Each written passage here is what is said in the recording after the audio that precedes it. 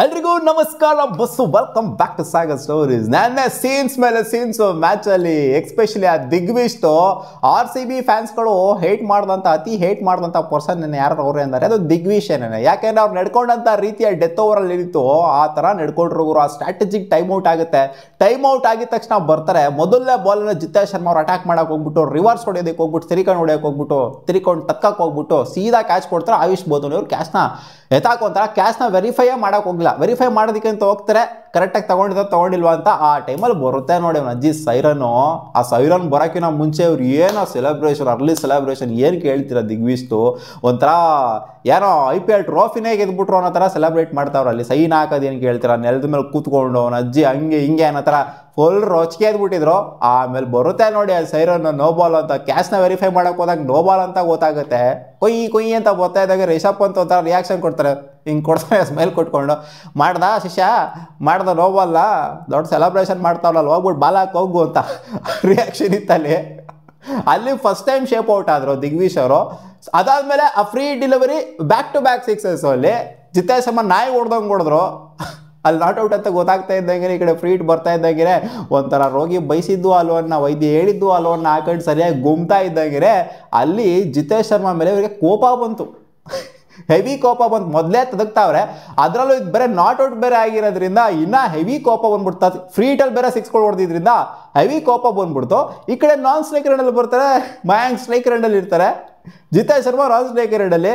ಈ ಕಡೆ one card ಮಾಡಕ್ಕೆ ಹೋಗ್ಬಿಡೋದ. ಇದು ಸೀರಿಯಸ್ ಚಿಲ್ಲರೆ ಅಂತ ಅನ್ಸಲ್ಲ ಮಗ. ಅಲ್ಲ, ಏನಾದ್ರು ಜಿತೇಶ್ ಶರ್ಮಾ ಕ್ರೀಸ್ ಬಿಟ್ಟು ಓಡಾಕ್ತಾ ಇತ್ತು ಅಂದರೆ ಅವ್ರು ಬೌಲಿಂಗ್ ಆ್ಯಕ್ಷನ್ ಕಂಪ್ಲೀಟ್ ಮಾಡೋಕ್ಕಿಂತ ಮುಂಚೆ ಅವ್ರು ಓಡಾಕ್ತಾ ಇತ್ತು ಅಂತಂದರೆ ಅವಾಗ ಮನ್ಕಡಿಂಗ್ ಮಾಡೋದ್ರಲ್ಲಿ, ಅಂದರೆ ನಾನ್ ಸ್ಟ್ರೈಕರಲ್ಲಿ ಔಟ್ ಮಾಡೋದ್ರಲ್ಲಿ ಅರ್ಥ ಇದೆ. ಯಾಕೆಂದರೆ ಅದು ಇವಾಗ ಅಫಿಷಿಯಲಿ ಪಕ್ಕಾ ರೂಲ್ ಅಂತಲೇ ಆಗಿದೆ. ಮನ್ಕಡಿಂಗ್ ಅದು ಅಂತಲೇನು ಕರೆಯೋದಿಲ್ಲ ಇವಾಗ. ಬಟ್ ಅವ್ರು ಹೋಗೇ ಇಲ್ಲ, ಕ್ರೀಸ್ ಬಿಟ್ಟು ಈಚೆನೇ ಹೋಗಿಲ್ಲ. ಬೌಲಿಂಗ್ ಆ್ಯಕ್ಷನ್ ಕಂಪ್ಲೀಟ್ ಆದ ನಂತರನೇ ಹೋಗಿರೋಂಥವ್ರು, ಕ್ರೀಸ್ ಬಿಟ್ಬಿಟ್ಟು ಈಚೆಗಡೆ ಹೋಗಿರೋದು. ಸೊ ಇವ್ರು ಆ್ಯಕ್ಷನ್ ಕಂಪ್ಲೀಟ್ ಮಾಡಿದ್ಮೇಲೆ ಈಚೆಗಡೆ ಹೋಗ್ಬಿಟ್ಟು ಅವರು ಸ್ಟ್ರೈಕರ್ ಎಂಡಲ್ಲಿ ಇರೋದನ್ನ ಮಯಾಂಕ್ ಅಗ್ರವಾಲ ನೋಡ್ಕೊಂಡು ಮುಂದೆ ಮೂವ್ ಆಗ್ತಿರೋದನ್ನ ನೋಡ್ಬಿಟ್ಟು ಇವ್ರು ಬಂದ್ಬಿಟ್ಟು ವಾಪಸ್ಸಲ್ಲಿ ಹೊಡೆಯೋದಿದೆಯಲ್ಲ. ಸೊ ಇದಕ್ಕಿಂತ ಒಂದು ಚಿಲ್ಲರೆ ಬುದ್ಧಿ ಒಬ್ಬ ಬೌಲರ್ ಮಾಡೋಕ್ಕಾಗುತ್ತೆ ಇವರು. ಸೊ ಅಲ್ಲಿ ರಿಷಬ್ ಪಂತ್ ಅವ್ರು ಬರ್ತಾರೆ, ಇವ್ರು ಅಂಪೈರ್ ಕೇಳ್ತಾವ್ರೆ ಅಪೀಲ್ ಮಾಡ್ತಾ ಗುರು ಇದಕ್ಕೆ ಅಂತ. ಮಾಡ್ತೀನಿ ಅಂತ ಹೇಳ್ತಾರೆ ದಿಗ್ವಿಶ್ ಅವರು. ಅಲ್ಲಿ ಕ್ಯಾಪ್ಟನ್ ಏನು ಕೇಳ್ತಾನೆ ಇಲ್ಲ. ಕ್ಯಾಪ್ಟನ್ ಅಲ್ಲಿ ಗೊತ್ತಾಗ್ತಾ ಇತ್ತು, ಅವ್ರು ಅಂದಾಗಲೇ ಗೊತ್ತಾಗ್ತಿತ್ತು ಜಿತೇಶ್ ಶರ್ಮಾ ಮೇಲೆ ಕೋಪ ಬಂದೈತೆ, ಹೆವಿ ವರ್ಕೌಟ್ ಅವ್ರು ಜಿತೇಶ್ ಶರ್ಮಾ ಮೇಲೆ ಅಂತ. ತಗೊಂತೀನಿ DRS ಅಲ್ಲ, ತಗೊಂತೀನಿ ನಾನು ಅಪೀಲ್ ತಗೊಂತೀನಿ, ಹೋಗ್ರಿ ಥರ್ಡ್ ಅಂಪೈರ್ ಹತ್ರ, ಔಟ್ ಇಲ್ವಾ ನೋಡ್ರಿ. ಥರ್ಡ್ ಅಂಪೈರ್ ಹೇಳಿದ್ರು ಆ್ಯಕ್ಷನ್ ಕಂಪ್ಲೀಟ್ ಆದಮೇಲೆ ಬಂದ್ಬಿಟ್ಟು ಹೊಡೆದಿರೋದು, ಮುಂದೆ ನುಗ್ಗಾದ್ಮೇಲೆ ಬಂದ್ಬಿಟ್ಟು ವಾಪಸ್ ತಿರ್ಗಾ ಇಟ್ಟಿರೋವಂಥದ್ದು ಕ್ರೀಸ್ ಬಿಟ್ಟು ಹೋಗಾದ್ಮೇಲೆ, ಅದಕ್ಕೋಸ್ಕರ ನಾಟ್ ಔಟ್ ಅಂತ. ಆ್ಯಂಡ್ ರಿಷಬ್ ಪಂತ್ ಅವರು ಕೂಡ ಬಂದ್ಬಿಟ್ಟು ಅಲ್ಲಿ ಒಂಥರ ವಿಡ್ರಾ ಮಾಡ್ಕೊಂಡಿದ್ರು. ಬಟ್ ಸಲ ಇದು ಅಪೀಲ್ ಮಾಡೋ ಥರ ಆಗುತ್ತೆ, ವಿಡ್ರಾ ಮಾಡ್ಕೊಳ್ಳೋ ಥರ ಆಗುತ್ತೆ ಅಂತ ಗೊತ್ತಿಲ್ಲ. ಕ್ಲಾರಿಟಿ ಸಿಗಲಿಲ್ಲ. ಅದನ್ನು ವಿಡ್ರಾ ಆಯ್ತಾ ಥರ್ಡ್ ಅಂಪೈರ್ ಆ ಥರ ಕೊಟ್ರ ಅಂತ. ಒಟ್ಟಲ್ಲಿ ರಿಷಬ್ ಪಂತ್ ಅವ್ರಿಗೆ ಏನೋ ಇದು ಕನ್ವಿನ್ಸ್ ಮಾಡಲಿಲ್ಲ. ಈ ಥರ ನಮಗೆ ವಿಕೆಟ್ ಬೇಡ ಅನ್ನೋ ಥರನೇ ಇತ್ತು. ಜಿತೇಶ್ ಶರ್ಮಾನ ಅಲ್ಲಿ ಹಗ್ ಮಾಡ್ಕೊತಾ ಇದ್ರು ಬಂದ್ಬಿಟ್ಟು. ಸೊ ಅದು ತೋರಿಸುತ್ತೆ ಇಲ್ಲಿ ಕ್ಯಾಪ್ಟನ್ನ ಕೇಳ್ದಂಗೆ ಇವ್ರು ಅಪೀಲ್ ಮಾಡ್ಬಿಟ್ಟಿಲ್ಲ ಗುರು. ಅದಕ್ಕೆ ಗುರು ಅಪೀಲ್ ಮಾಡ್ತೀನಿ ನಾನು ನನ್ನ ಹತ್ರ ಅಪೀಲ್ ಮಾಡ್ಬಿಟ್ರಲ್ಲ, ಕ್ಯಾಪ್ಟನ್ ಏನೋ ನಡೆಯೋದಿಲ್ಲ ಅಂತ. ಆಮೇಲೆ ಸರಿಯಾಗಿ ಕ್ಲಾಸ್ ತಗೊಂಡಿರ್ತಾರೆ ಅಂತ ಕಾಣಿಸ್ತಿದೆ. ಆ್ಯಕ್ಚುಲಿ ಆಯುಷ್ ಬದೋನಿ ಅಂತ ಕಾಣ್ತೈತೆ. ಆಯುಷ್ ಬದೋನಿ ಅಲ್ಲ, ರವಿ ಬಿಷ್ಣಾಯಿ ಒಂದು ಬಾಲ್ ತಡ್ರಸ್ ಆಡ್ತಾರೆ. ಇವ್ರು ರವಿ ಬಿಷ್ಣಾಯಿಗೇನೆ ಬೈತಾವ್ರಲ್ಲಿ ಒಂದು ಬಾಲ್ ತಡ್ರಸ್ ಆಡಿದ್ಕೆ. ರವಿ ಬಿಷ್ಣಾಯಿ ಕಂಪೇರ್ ಮಾಡ್ತಾರೆ IPL ಅಲ್ಲಿ ಸೀನಿಯರ್ ಪ್ಲೇಯರ್, ಇವ್ರಿಗಿಂತ ಕಂಪೇರ್ ಮಾಡ್ತಾರೆ. ರವಿ ಬಿಷ್ಣಾಯಿಗೇನೆ ಬೈತಾವ್ರಲ್ಲ, ಬಾಲ್ ತಾಕೋ ಹಂಗೆ ಹಿಂಗೆ ಅಂತ. ಸೊ ಸೀರಿಯಸ್ಲಿ ಈ ಪ್ಲೇಯರ್ದು ಆ್ಯಟಿಟ್ಯೂಡ್ ಏನಿದೆ ಯಾರಿಗೂ ಕೂಡ ಇಷ್ಟ ಆಗ್ತಿಲ್ಲ. ಸೀನಿಯರ್ ಪ್ಲೇಯರ್ಸ್ ಮೇಲೆ ಹೋಗುವಂಥದ್ದು, ಈ ಸಿಕ್ಸಿಕ್ ಅವ್ರ ಮೇಲೆ ಹೋಗುವಂಥದ್ದು.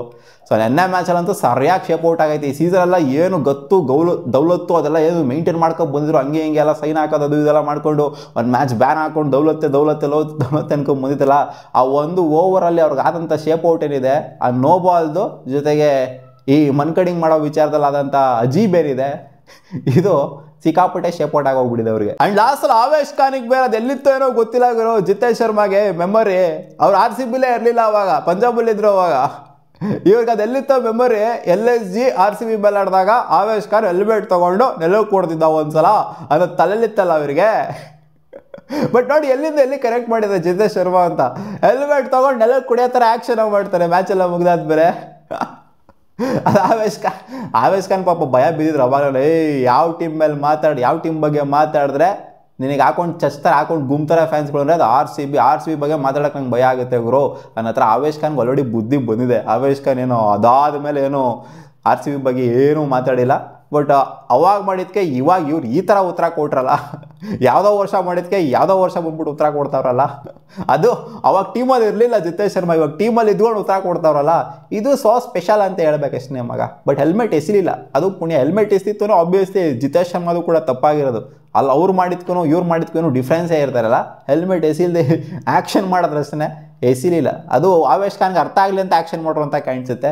ಸೊ ನನ್ನ ಮ್ಯಾಚಲ್ಲಿ ಸಿಕ್ಕಾಪಟ್ಟೆ ಸೀನ್ಸ್ ಇತ್ತು ಗುರು. ಅದು ದಿಗ್ವಿಶ್ ಒಂದು ಕಡೆ ಆಯಿತು ಅಂದರೆ ಈ ಕಡೆ ಆವೇಶ್ ಖಾನ್ ಒಂದು ಕಡೆ. ಬಟ್ ದಿಗ್ವಿಶ್ ಅಂತೂ ಸಿಕ್ಕಾಪಟ್ಟೆ ಚೀಪ್ ಆಗಿದ್ದಾರೆ ನನ್ನ ಹೆಸರು. ನಿಮಗೇನು ಅನ್ನಿಸ್ತು ದಿಗ್ವಿಶ್ ಅವರ ಒಂದು ಆಟಿಟ್ಯೂಡು? ಕಾಮೆಂಟ್ ಸೆಕ್ಷನಲ್ಲಿ ಹಾಕಿ.